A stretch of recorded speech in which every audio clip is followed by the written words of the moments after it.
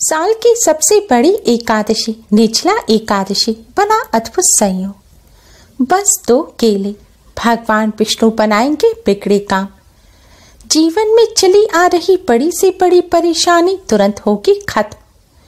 छप्पड़ फाड़ बरसेगा पैसा। ओम गणेशी महागणेशाय नमः। राधे राधे दोस्तों, कैसे हैं आप सब। दोस्तों, ज्येष्ठ मास की शुक्ल पक्ष की एकादशी को निर्जला एकादशी के नाम से जाना जाता है।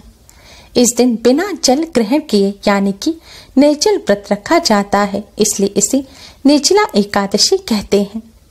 निर्जला एकादशी का व्रत रखने से व्रती को साल की सभी एकादशियों के व्रत रखने के बराबर पुण्य फल प्राप्त हो जाता है। इस दिन व्रत करने से भगवान विष्णु की असीम कृपा प्राप्त होती है और जीवन में चली आ रही बड़ी से बड़ी परेशानी दूर हो जाती है। इस व्रत में एकादशी के सूर्योदय से लेकर दूसरे दिन पारण करने तक ना तो जल ग्रहण किया जाता है और ना ही कुछ भी खाया जाता है। निर्जला एकादशी का व्रत करने से सभी तरह के पापों से मुक्ति मिल जाती है। इस व्रत को करने वाले व्यक्ति की सभी मनोकामनाएं पूर्ण होती हैं। सुखमय जीवन व्यतीत कर अंत में मोक्ष की प्राप्ति होती है।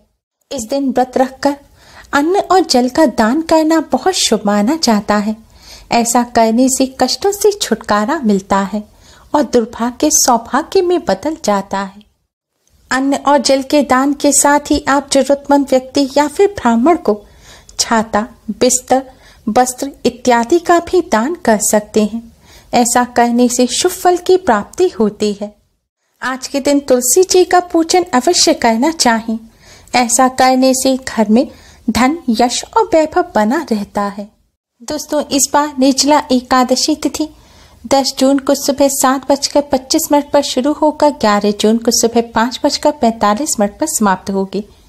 10 जून को पूरे दिन और रात निर्जला एकादशी तिथि रहेगी, इसलिए एकादशी का व्रत 10 जून को भी रखा जाएगा और 11 जून को सूर्य उदय के समय एकादशी तिथि होगी, इसलिए उदय तिथि की मान्यता के अनुसार 11 जून को भी निर्जला एकादशी व्रत किया जा सकेगा। व्रत किस दिन रखें, इस कंफ्यूजन को दूर करने के लिए शास्त्रों में कई नियम बताए गए हैं। शास्त्रों के अनुसार जब 2 दिन एकादशी पड़ती है तो परिवारजनों को पहले दिन एकादशी का व्रत करना चाहिए। दूसरे दिन की एकादशी का व्रत सन्यासियों को, विधवाओं को और मोक्ष की इच्छा रखने वाले व्यक्तियों को करना चाहिए। एक अन्य मान्यता के अनुसार वैष्णव संप्रदाय को दूसरे दिन की एकादशी का व्रत करना चाहिए। इसलिए इस बार निर्जला एकादशी का व्रत, पूजन और उपाय 10 जून और 11 जून दोनों ही दिन किया जा सकेगा। अगर आप 10 जून को व्रत करें तो व्रत का पारण 11 जून को दोपहर 1:44 से दोपहर 4:32 के बीच करें। अगर 11 जून को व्रत रख रहे हैं तो व्रत का पारण 12 जून को सुबह 5:23 से सुबह 8:10 के बीच करें। इस बार निर्जला एकादशी पर अद्भुत संयोगों का निर्माण हो रहा है, जिससे इस बार की निर्जला एकादशी और भी ज्यादा खास हो गई है। दोस्तों, आज के इस वीडियो में हम आपको एकादशी के इस शुभ संयोग पर करने वाला एक बहुत ही आसान और असरकारक उपाय बताने जा रहे हैं। इस उपाय को करने से भगवान लक्ष्मी नारायण की असीम कृपा प्राप्त होती है।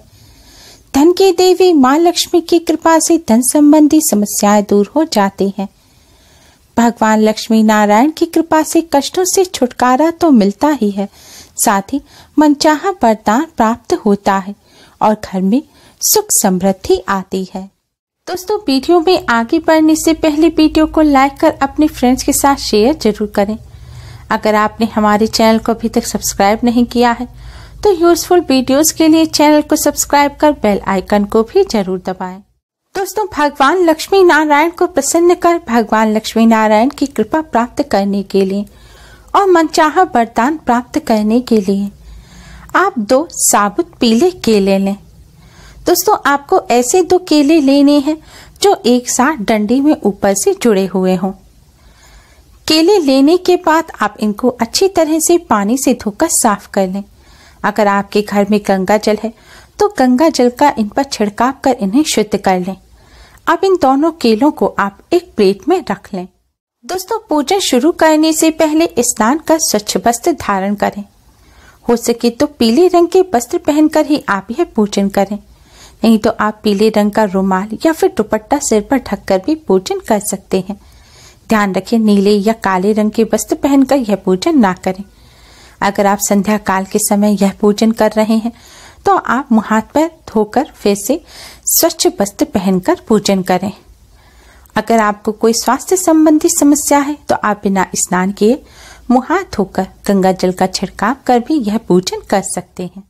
दोस्तों, केले की यह प्लेट अब आप अपने मंदिर में रख दें और एक कटोरी में साफ पिसी हुई हल्दी लें। हल्दी में शुद्ध जल या गंगा जल मिलाएं। अब आप इस हल्दी से सबसे पहले भगवान श्री गणेश को तिलक कर भगवान श्री गणेश को प्रणाम करें। फिर भगवान लक्ष्मी नारायण को प्रणाम करें और भगवान लक्ष्मी नारायण यानी कि भगवान विष्णु माँ लक्ष्मी जी को तिलक करें।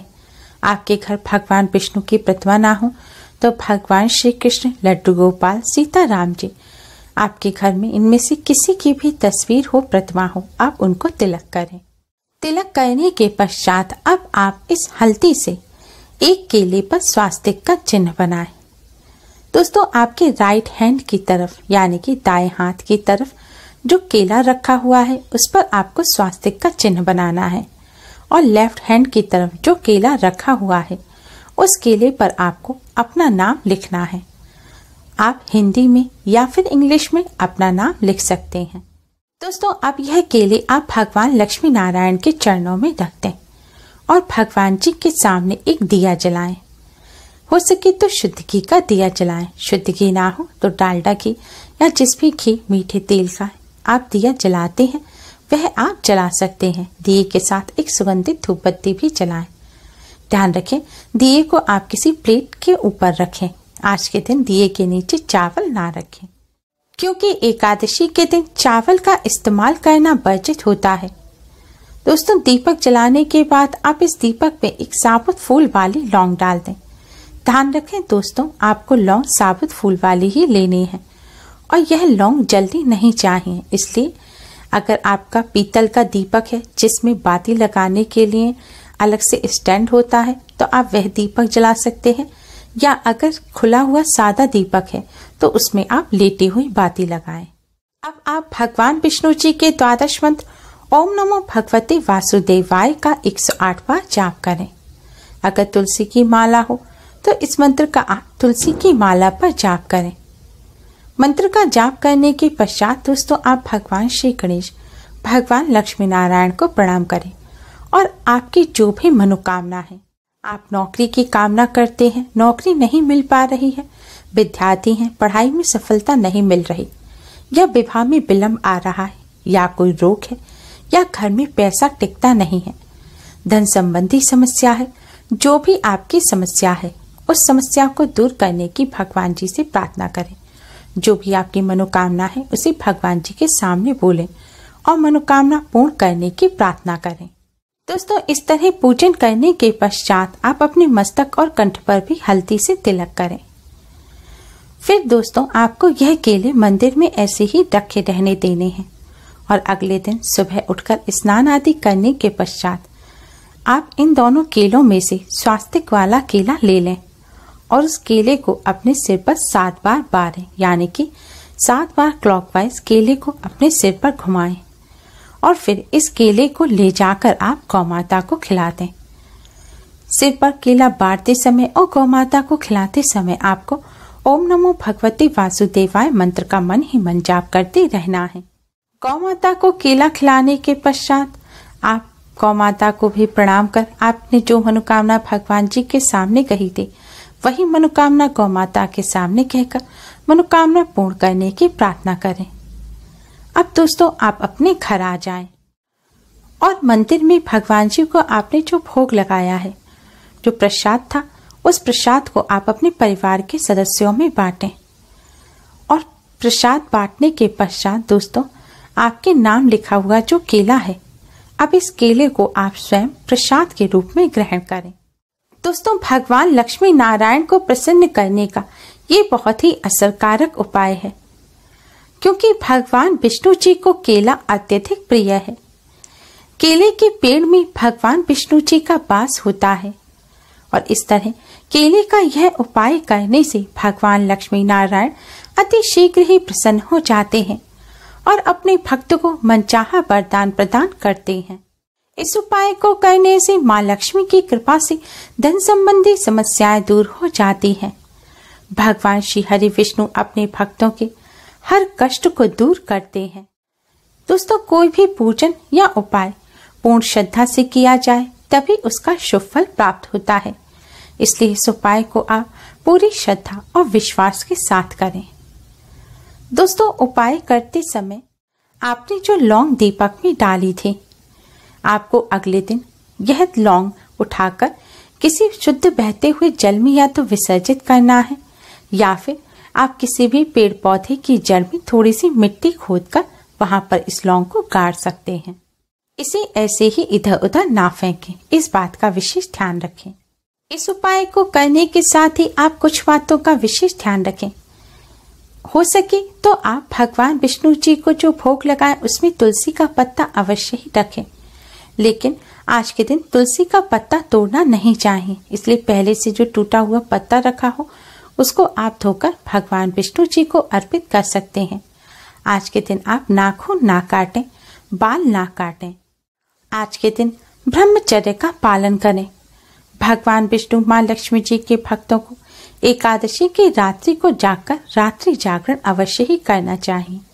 आप पूरी रात भर जागकर पूजन ना कर सके तो रात्रि में कुछ समय आप भगवान विष्णु जी के ओम नमो भगवते वासुदेवाय मंत्र का जाप अवश्य ही करें। एकादशी में रात्रि जागरण का विशेष महत्व होता है। एकादशी में रात्रि जागरण करने से भगवान लक्ष्मी नारायण की असीम कृपा प्राप्त होती है।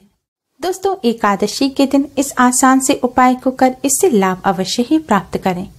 उम्मीद है आपको हमारी ये वीडियो पसंद आई होगी। प्लीज लाइक करें। हमारी इस वीडियो को अपने फ्रेंड्स और रिश्तेदारों में ज्यादा से ज्यादा शेयर करें, जिससे वह भी इसका लाभ उठा सकें। हमारी और भी वीडियोस के लिए हमारे चैनल को सब्सक्राइब करना ना भूलें। Thanks for watching. Radhe Radhe.